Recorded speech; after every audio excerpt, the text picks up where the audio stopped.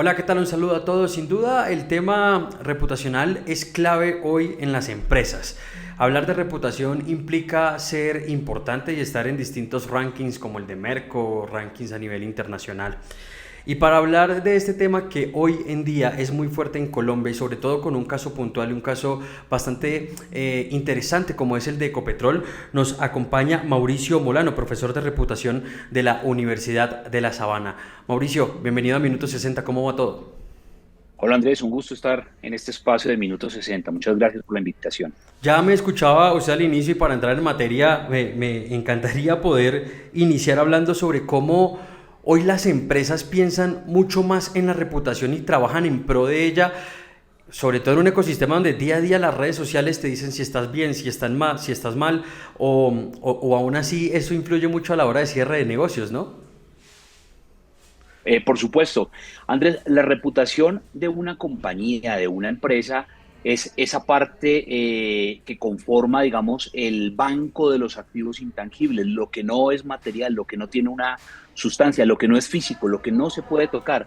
Una empresa tiene activos tangibles, por ejemplo, un edificio o la flota de sus vehículos, si es una compañía de distribución o si tiene, por ejemplo, una flota de transporte de carga y demás.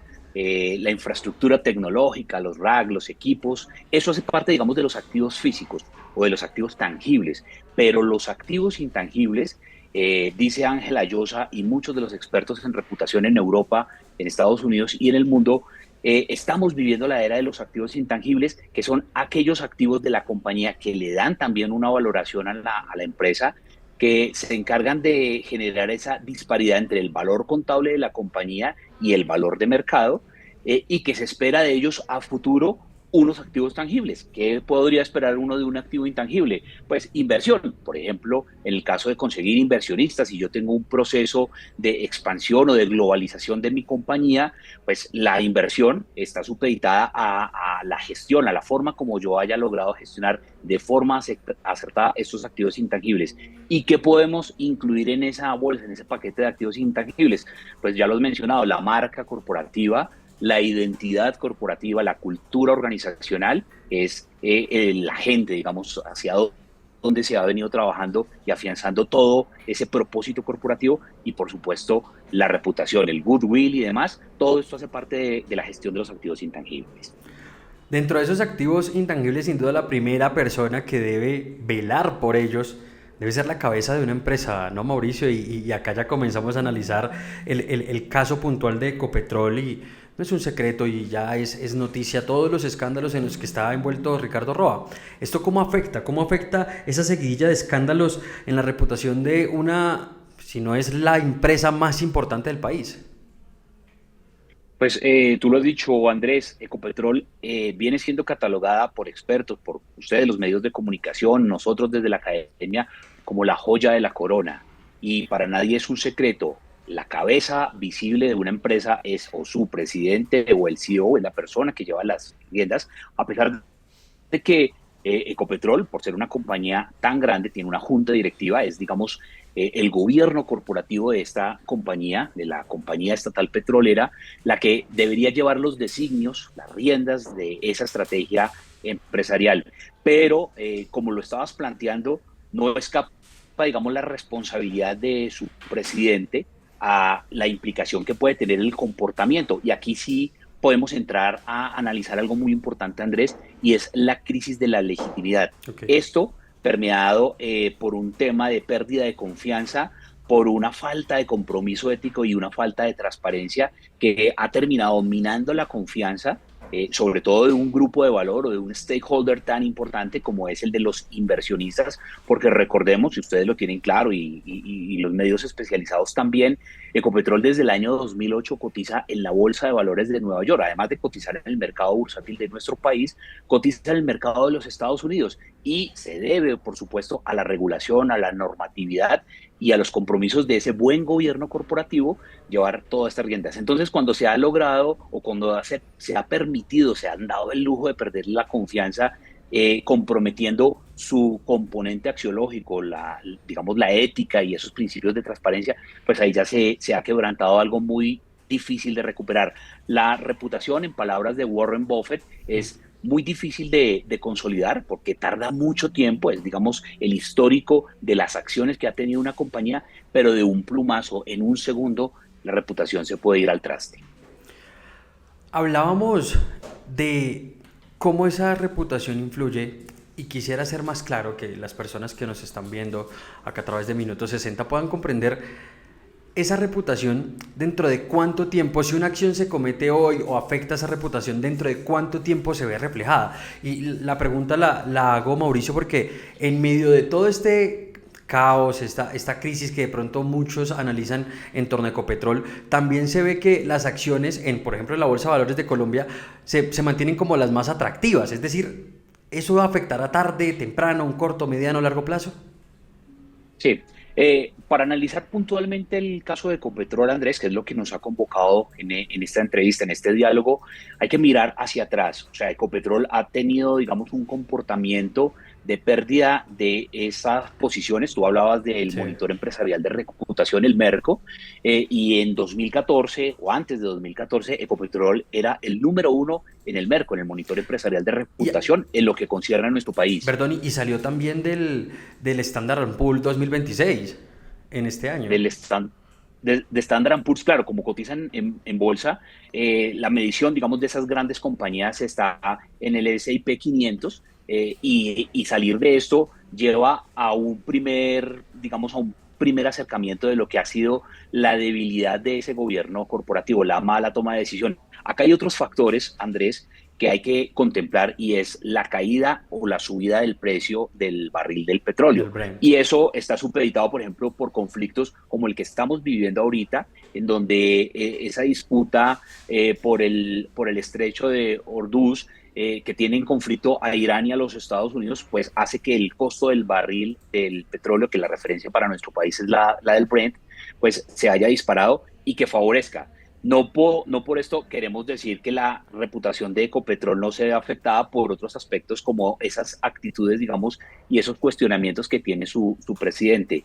Si viéramos más atrás, la guerra, por ejemplo, de Ucrania con Rusia, pues lo mismo, ha generado el aumento del precio del petróleo. Pero acá hay algo importante y es la injerencia en política. O sea, Ecopetrol es una empresa estatal, pero tiene una composición accionaria mixta, es decir, que se rige bajo el derecho privado y Ecopetrol se debe a los accionistas. Seguramente usted, Andrés, o el público que nos está escuchando, son socios minoritarios de la compañía y eso hace que Ecopetrol no debería tener, digamos, esa injerencia en la toma de decisiones desde la Casa de Nariño o desde lo que el presidente le ha dicho al presidente Roa. Al comienzo, por ejemplo, recordarán ustedes y la audiencia, a Ecopetrol le decían, hay que hacer un cambio en la matriz energética del país, entonces dejemos la exploración de los hidrocarburos y volquémonos a las Energías energías limpias. limpias.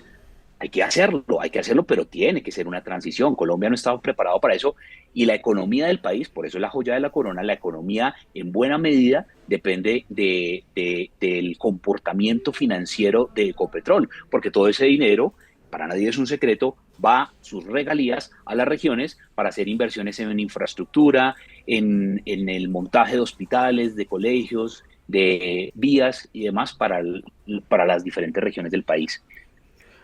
Mauricio, quisiera ahondar en un punto que usted hizo énfasis, pero para explicarlo mucho mejor a la audiencia, y es qué pasa con Ecopetrol. Es decir, hay un punto clave y es las decisiones empresariales corporativas, pero hasta qué punto también son claves y cómo afecta esa situación reputacional, el valor de la marca y eventualmente todo lo que acontece con el comportamiento de la acción, con decisiones de gobierno, un simple trino, un discurso que se dé en cualquier escenario. ¿Cómo afecta eso también desde el gobierno a Ecopetrol y cómo lo impacta puntualmente? Pues vuelvo al punto de la explicación anterior, Andrés. Ecopetrol tiene una junta directiva y esa junta directiva, los miembros de la junta directiva deberían ser, como hasta hace unos años lo fueron, personas expertas, técnicos que conozcan el tema de hidrocarburos, el tema minero energético, para que esa toma de decisiones sea una toma de decisiones informada, a conciencia, pensando en las necesidades de la compañía, pensando en la rentabilidad de la compañía, pensando, por supuesto, en los inversionistas, pensando en el país y dejando a un lado las decisiones políticas. Yo les voy a poner un ejemplo a ustedes. Yo no sé, en dos escenarios totalmente distintos al de los hidrocarburos, Sí. es el de la Fórmula 1 y el de una empresa de tecnología. Christian Horner, que fue el director técnico del equipo Red Bull Racing, que es, digamos, una de las escuderías que logró llegar a la cúspide de la gran carpa de la Fórmula 1, se vio envuelto en algo que a la luz de los medios de comunicación se denominó como un escándalo o una actitud inapropiada con una empleada de la escudería. Nunca se reveló concretamente qué fue lo que sucedió. Y adicional a eso, discusiones con el padre de Max Verstappen, que es Con el Josh. piloto líder de la escudería, terminaron presionando la salida de Christian Horner después de haber llevado, como les digo, después de muchos años y de haber consolidado 4 o 5 títulos consecutivos en el primer lugar de la escudería, o sea, poner al equipo en esa primera posición. Claro, ahí hay inversionistas, empresas de tecnología, bancos, el mismo Red Bull, que no querían arriesgar su marca corporativa por un escándalo que obviamente estaba en cabeza del director técnico, ni siquiera era el CEO de la compañía. Entonces, démonos cuenta de la implicación de cómo las empresas, cuando tienen esa responsabilidad y quieren mantener esa coherencia entre lo que han declarado que son, lo que están comunicando que son y lo que los grupos de interés entienden, esa coherencia, pues obviamente no se va a dejar afectar por un tema ético o un tema de falta de transparencia que termine minando, que termine dinamitando mejor la confianza de las partes interesadas. ¿Cómo marcar esa diferencia entre mantener, o sea, si ya se ha deteriorado esa reputación, cómo trabajar para que no se siga dañando, pero a la vez cómo trabajar paralelamente para que se recupere? Y mucho más en el caso de Ecopetrol. Pues urgente sería una revisión de la Junta Directiva. Nadie sabe en este momento qué están pensando los miembros de la Junta Directiva, al margen de lo que quiera el gobierno nacional, al margen de la presión de los medios de comunicación, al margen de las decisiones judiciales que puedan llegar a surtir en próximos días si se logra o si se da la segunda imputación al presidente de la estatal petrolera, Ricardo Roa. Pero la Junta Directiva ya debería estar pensando en cómo van a recomponer el cauce de la estrategia del negocio. O sea, cómo lograr en estos meses, digamos, que le quedan de gobierno, encauzar esa buena gobernanza corporativa para volver a llevar al nivel que estaba acostumbrado la economía colombiana a tener a Ecopetrol, porque Ecopetrol es el bastión de la economía. Y si se ha debilitado ese gobierno corporativo, si se ha debilitado sus finanzas, si se ha debilitado el valor de la acción, pues todo esto por supuesto, pone en una posición de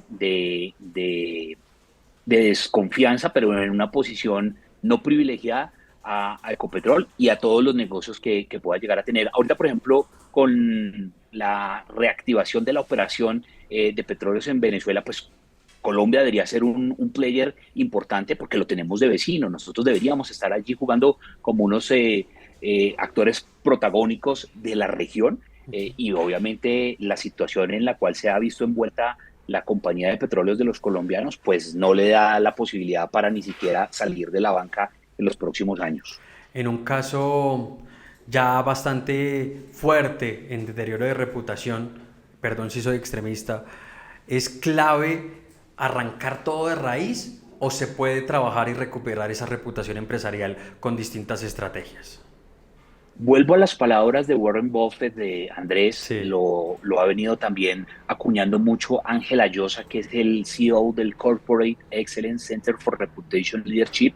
Es un tanque de pensamiento en España que ellos, después de la caída de la Enron, recordemos allá en el año 2008, la Enron hizo lo que más o menos vimos nosotros en una novela como Betty la Fea, que fue que maquillaron sus balances, sus estados financieros. Y claro, una compañía del talante de la Enron, que era también asociada al sector energético de Estados Unidos de Norteamérica, pues cuando se descubre todo esto, el valor de la acción de Enron en la bolsa de valores de los $100, precio por acción, revienta toda esta bomba, obviamente generando toda la crisis reputacional de la compañía el valor de la acción cayó a 1 peso. O sea, difícil de levantarlo. Claro, nosotros con el caso nuestro, con el caso local, Ecopetrol, tenemos una situación compleja, pero todavía es una situación que se puede solventar, que se puede trabajar, y allí hay que trabajar en la gestión de estos activos intangibles para devolverle la confianza a esos stakeholders, a esas partes interesadas, a los medios de comunicación, a los inversionistas, a los gobiernos, a los socios que tiene Ecopetrol y sobre todo a los colombianos, de que se pueden hacer las cosas. Pero hay que hacerlo, hay que trabajar urgentemente, hay que en este momento llevar Ecopetrol a la UCI, a la unidad de cuidados intensivos, y hacerle toda una terapia para devolverle ese oxígeno que tanto necesita. Mauricio, vamos llegando al final de esta conversación, de verdad agradecido por estos minutos, pero no quiero dejar de ir sin preguntarle, usted que hoy está trabajando desde la academia, este tipo de proyectos, de trabajar en la reputación, y los jóvenes, ¿cómo están recibiendo ese papel fundamental, esa responsabilidad de poder llevarlas a las empresas a tener una buena reputación, a no dejarlas caer o, como hemos hablado, también corregirlas en distintas formas? Hoy se están capacitando bien para eso. Sí, sí. No quiero ser tan simplista con la respuesta, pero sí, y sobre todo, Andrés, porque los jóvenes son un público, primero, demasiado informado, Sí. segundo, tienen un nivel de conciencia en lo social, en lo ambiental, en esa gobernanza. Entonces, ellos son como los primeros respondientes, los primeros llamados a ejercer esa presión. Recordemos que los jóvenes son los que tienen la decisión de compra, entonces el joven ya no piensa en que la empresa única y exclusivamente le entrega calidad en el producto o en el servicio, sino el joven ya está pensando, esta compañía está haciendo testeo en animales de este producto, si es por ejemplo un cosmético, o está siendo amigable con el medio ambiente, y en efecto si está logrando la descarbonización de su operación, y eso cómo le está contribuyendo a mitigar la emisión o la no emisión de gases de efecto invernadero. O sea, es un público demasiado informado. Esa generación, claro, en la medida en que se están preparando y que están tomando conciencia, pues están viendo las necesidades y la posibilidad también, porque tienen ellos un campo de acción fundamental. Quisiéramos nosotros, y es, digamos, un llamado que yo hago desde mis clases, Sí. decirle a los muchachos, la mirada desde un programa como comunicación corporativa está volcada precisamente a las grandes empresas, las grandes compañías, pero en la administración pública hay una necesidad, y parte del principio de la pedagogía, de enseñarles cómo deberían ser esa gestión de los activos intangibles también en la administración pública, en los gobiernos, independiente que sea nacional, departamental, municipal, local, porque la gente también está premiando, y esa forma como se consolida la licencia social para operar de las organizaciones, ya aquí voy a quitarle el rótulo corporativo, sino de las organizaciones, para que nos quepa todo lo público y lo Claro. privado, está mediada en que la gente, si la organización ha tenido un muy buen comportamiento, que ese es, digamos, el principio de la reputación, en un histórico a lo largo del tiempo, ese comportamiento es premiado. Y esa licencia social para operar está fundamentada en la decisión de compra o en la recomendación de un producto o de un servicio que satisface las necesidades, no solamente en términos de esa calidad, de precio y demás, sino que sientan que hay un compromiso real en esos 3 pilares ESG, o de lo ambiental, de lo social y de esa gobernanza.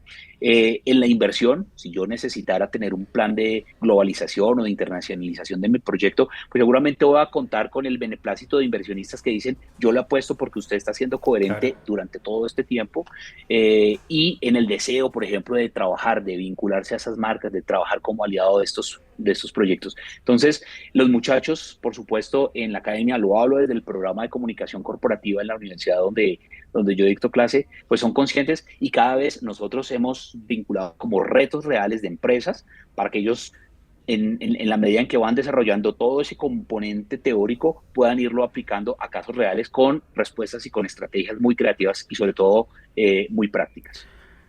Para finalizar, si usted tuviera que resumir en una frase la situación reputacional de Ecopetrol en este momento, ¿cómo sería? Riesgo reputacional con diagnóstico de unidad de cuidados intensivos. Ahí está, para todas las personas que nos ven en Minuto 60. Mauricio Molano, profesor de reputación de la Universidad de La Sabana, gracias por acompañarnos. Andrés, a ustedes, a Minuto 60, muchísimas gracias, y que sea otro próximo escenario en otro próximo tema en el que nos podamos encontrar. Nos veremos y nos escucharemos en una próxima ocasión. Andrés Martín Piñeros, Minuto 60, un infinito de información.